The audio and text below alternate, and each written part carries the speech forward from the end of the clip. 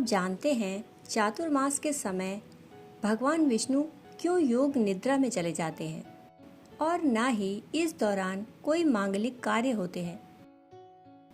हिंदू धर्म में चातुर्मास के दौरान कोई भी शुभ कार्य जैसे विवाह, गृह प्रवेश आदि नहीं किए जाते, जिसका कारण भगवान विष्णु की योग निद्रा माना जाता है। परंतु क्या आप जानते हैं कि चातुर्मास के दौरान भगवान विष्णु योग निद्रा में क्यों लीन रहते हैं? यह केवल एक धार्मिक मान्यता नहीं, बल्कि एक गहरी और शिक्षाप्रद कहानी से जुड़ी है, जिसमें राजा बलि के दान और भगवान विष्णु के वामन अवतार की महत्वपूर्ण भूमिका है। यह योग निद्रा केवल एक विश्राम नहीं, बल्कि एक गहरी आध्यात्मिक स्थिति है, जिसमें भगवान सृष्टि के संचालन की सूक्ष्म प्रक्रियाओं को नियंत्रित करते हैं। यह काल भारतीय संस्कृति में विशेष धार्मिक महत्व रखता है। आइए जानते हैं इस अद्भुत कथा को, जो हमें दान, वचनबद्धता और ईश्वर की लीला का संदेश देती है। पौराणिक कथाओं के अनुसार दैत्यराज बलि बहुत ही पराक्रमी और दानी राजा थे।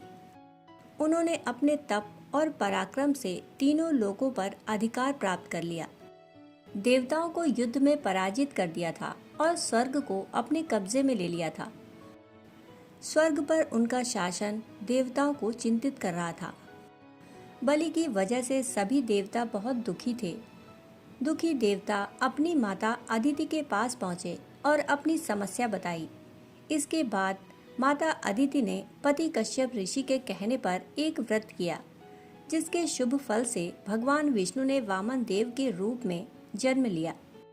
वामन देव ने छोटी उम्र में ही दैत्यराज बलि को पराजित कर दिया था। बलि अहंकारी था, उसे लगता था कि वह सबसे बड़ा दानी है। भगवान विष्णु वामन देव के रूप में उनके पास पहुंचे और दान में 3 पग धरती मांग ली। अहंकारी बलि ने सोचा कि यह तो छोटा सा काम है, मेरा तो पूरी धरती पर अधिकार है, मैं इसे 3 पग भूमि दान देता हूँ। बलि वामन देव को 3 पग भूमि दान देने के लिए संकल्प कर रहे थे। उस समय शुक्राचार्य ने उन्हें रोकने की कोशिश की। दरअसल शुक्राचार्य जान गए थे कि वामन के रूप में स्वयं भगवान विष्णु हैं। शुक्राचार्य ने बलि को समझाया, यह कोई छोटा बालक नहीं, यह स्वयं भगवान विष्णु हैं।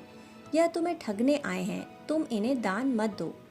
यह बात सुनकर बलि बोला कि अगर ये भगवान हैं और मेरे द्वार पर दान मांगने आए हैं, तो भी मैं इन्हें मना नहीं कर सकता।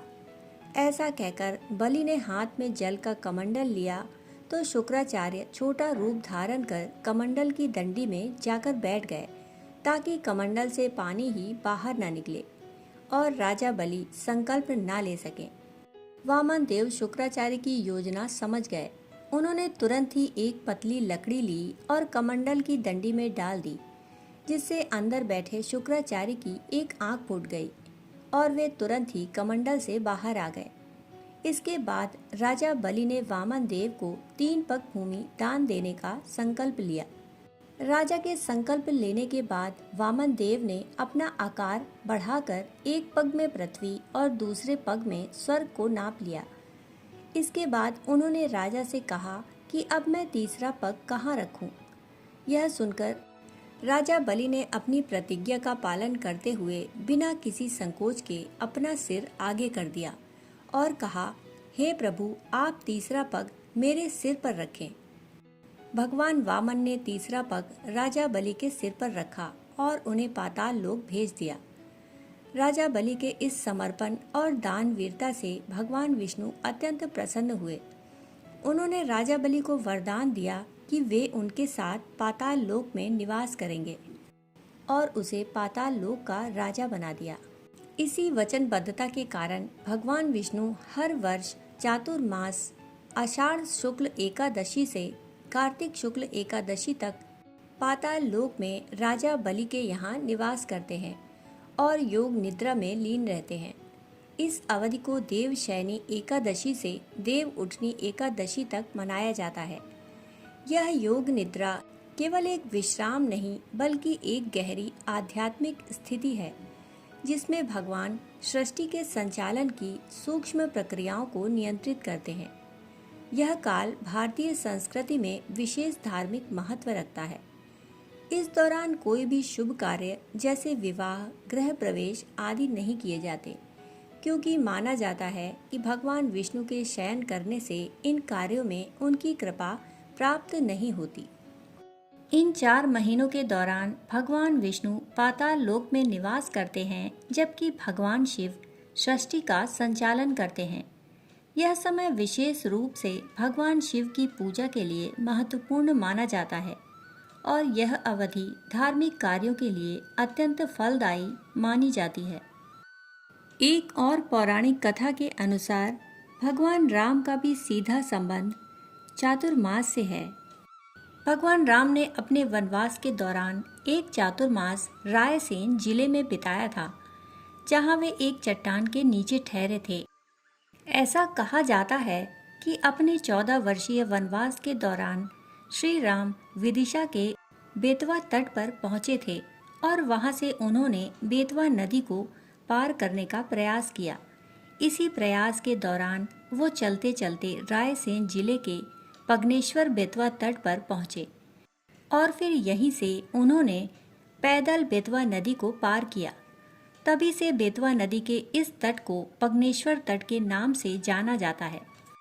बेतवा नदी को पार करने के बाद श्री राम, माता सीता और लक्ष्मण के साथ जब इस स्थान से आगे बढ़ रहे थे, तभी अचानक बारिश शुरू हो गई, जिसके चलते उन तीनों ने एक छतरी नुमा विशाल चट्टान में शरण ली।